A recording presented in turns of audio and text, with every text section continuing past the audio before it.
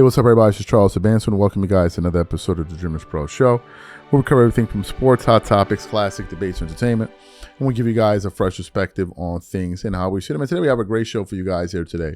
But before we get into it, please make sure you like the video and subscribe to the channel. So, as you guys know, there were a bunch of games yesterday that went down in the NBA. The Rockets versus the Clippers. The Hawks versus the Hornets. But of course, the biggest game as always is going to be games that are related to the Lakers, right? That's always going to be the big draw. And going into last night's game, we had the Lakers versus the San Antonio Spurs, where you had Victor Wembanyama, right? Biggest young rising star in the NBA. But prior to tip-off, we then started to hear that LeBron wasn't going to play. Now, I know Luka was out already, but we heard LeBron wasn't going to play.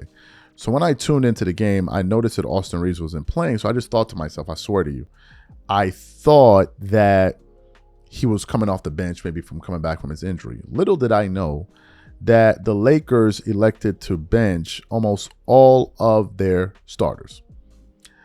And, of course, they ended up losing the game. Victor Wembanyama was losing his mind in the game, right? He finished the game with 40 points, 12 rebounds, 2 assists. And the Lakers, they lost, right? No big shocker there. I thought they would have lost anyway, had their main guys played, right? So they lost, and it is what it is. So Stephen A. Smith apparently saw this, and during a segment today on ESPN First Take, he decided to make his feelings known, and he ripped into the Lakers, JJ, and all of these guys for what they did, but not just them.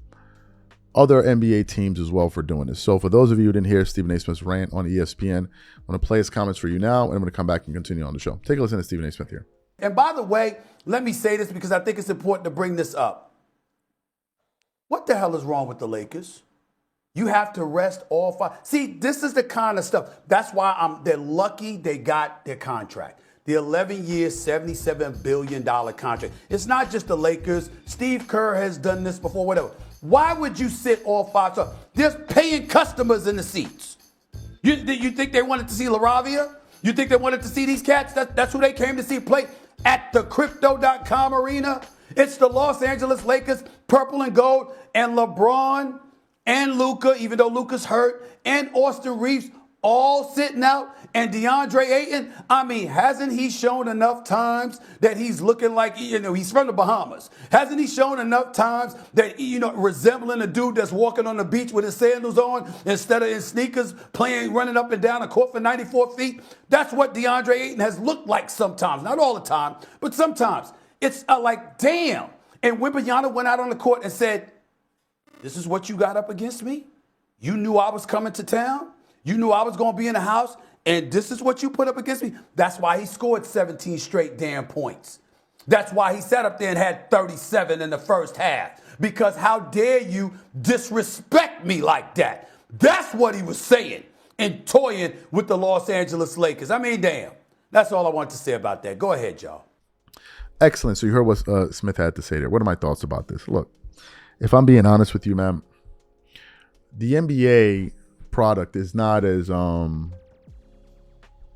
don't have the same emotional connection I had to the sport that I did years ago. I don't have it anymore. I barely watch games, right? And some of that stems from the fact that I'm so fed up of not knowing who's going to play in a particular night that you do that enough, people lose interest, right? If I know that it's a probability that a star is not going to play for some inexplicable reason, you do that enough, people will just start tuning you out. You have that part of it. Number 2, the excitement of watching the games just isn't the same anymore. It's just a 3-point shooting contest, man. Teams rarely play defense. It's like who's going to outscore the other opponent. Literally, like that's, I mean, obviously who has the most points win, but that seems to be the whole philosophy. Who can outshoot the other guy until the other guy can't shoot anymore. That's who wins the game. And to me, it's not fun anymore to watch it from that standpoint.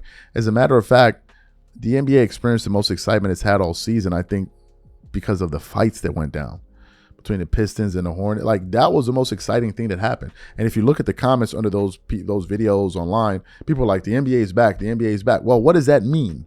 It means it was gone. If fighting is what brings back excitement to the sport, that says a lot.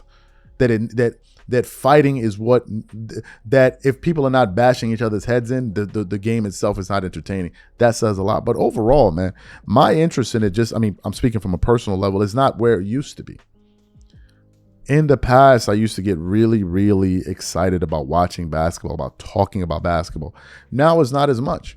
That's why you can see, well, some of you are seeing my attention kind of shift to other things that are more interesting to me now. The NBA is just not as fun. I remember when, man, you couldn't wait for the season to start and the games to be played. Like, you were super duper duper invested in the product. Now it's like, okay, it's another season. I guess we're all waiting for even in the past, I used to even really look forward to All-Star Weekend. And that also played a role. All-Star Weekend was something that, growing up, was something we all looked forward to. You had the slam dunk contest, you had the skills challenge, you had the 3-point contest. It was like, I was ready for All-Star Weekend in the past. I used to be ready. I used to vote, all of that. I was a super engaged fan. And in the All-Star game, bro, I wouldn't miss it for nothing. All-Star game used to be so fun. Now now the reason I watch the All-Star game is, number one, because it's part of my job, but two, just to see how much of a mess it's going to be.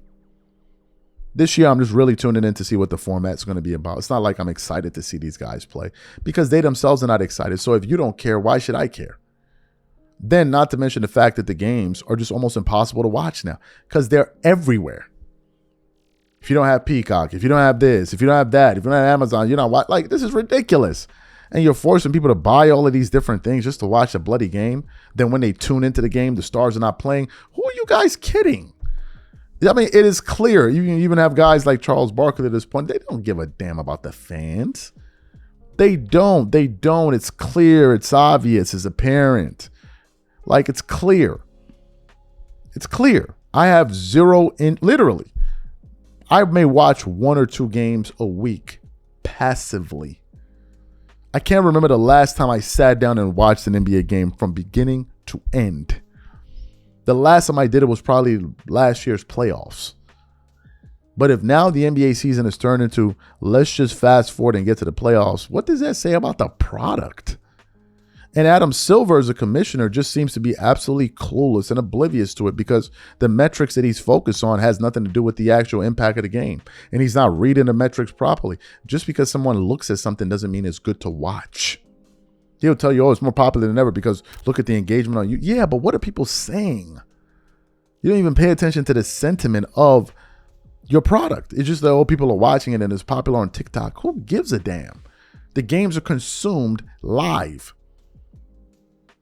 The games, you don't make your money off of TikTok and Instagram. You make your money off of people showing up at the arenas and people watching the games. That's where the money is made. Who are these guys trying to gaslight? It's a sad, sad situation, man. But hey, some people think this is the greatest era ever. To them, I say, have fun.